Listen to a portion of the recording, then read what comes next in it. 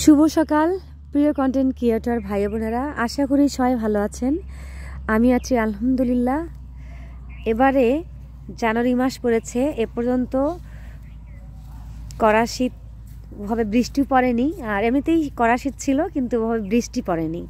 হ্যাঁ, কুয়াশাচ্ছন্ন ওয়েদার, গ্রামীণ পরিবেশ থেকে বলছি। ভাবলাম একটু গ্রামীণের যে পথঘাট আছে রাস্তায় বের হই। এই যে বের হয়েছি, রোদ উঠেছে। মাঝে মাঝে মানুষের রোদে আসা উচিত, শীতের সকালে ভিটামিন ডি পাওয়া যায়।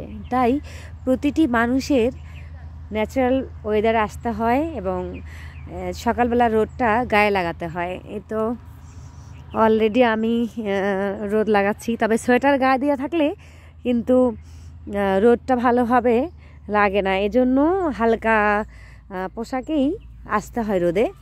তো যাই হোক, আমার ওভাবে সময় নেই, তাই আমি এমনিতেই চলে আসলাম। কি সুন্দর মরিচের ক্ষেত, এই যে অনেক বেগুন ধরেছে, বেগুনের সবজি। তারপরে সামনে দেখতে পাচ্ছি তিলের আবাদ করেছে, তারপরে মরিচ, দূরে দেখা যাচ্ছে মরিচের গাছ। আর শীতকালে পাতাগুলো ঝরে যায়, হ্যাঁ, গাছের পাতা ঝরে যায়। এরকম মানুষেরও হয়, যখন মানুষ ছোট হয় তারপর আস্তে আস্তে বড় হয়, আবার বড় হয়ে যখন বৃদ্ধ হয় তখন গাছের পাতা ঝরে যায়, যেরকম সেরকম মানুষও মারা যায়। তো গাছের পাতার মতোই আসলে মানুষের জীবন, এরকম কঠিন জীবন। খুবই খারাপ লাগে, মানুষের জীবন বড়ই বিচিত্র। 2 দিন পরে মারা যাবে, জীবনের বিশ্বাস নেই, তারপরে মানুষের অহংকার কমে না। কেন যে এত অহংকার আমি বুঝি না। এই তো আমি সামনের দৃশ্য দেখাচ্ছি। হ্যাঁ, সামনের দৃশ্যতে আমি আছি এবং কুয়াশা আর কুয়াশা, দেখছেন অনেক কুয়াশা।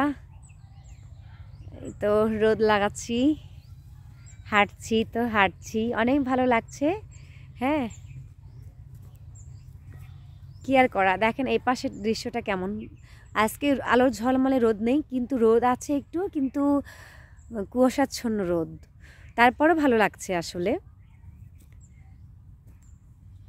খালি পায়ে হাঁটতে পারলে খুব ভালো হতো, কিন্তু আমি এই মুহূর্তে খালি পায়ে নেই। কি একটা অবস্থা, জুতো পরে আছি। এই জমিতে যদি খালি পায়ে হাঁটতে পারতাম তাহলে ভালো লাগতো। একেবারে শেষ পর্যায়ে চলে এসেছি হাঁটতে হাঁটতে। এই গাছের পাতাগুলো এখনো ঝরেনি। প্রিয় কন্টেন্ট ক্রিয়েটর ভাই বোনেরা, আশা করি সবাই ভালো আছেন। আজ এই পর্যন্তই, আর দেখা হবে কথা হবে নেক্সট কোনো ব্লগে। সে পর্যন্ত সবাই ভালো থাকবেন। আল্লাহ হাফিজ।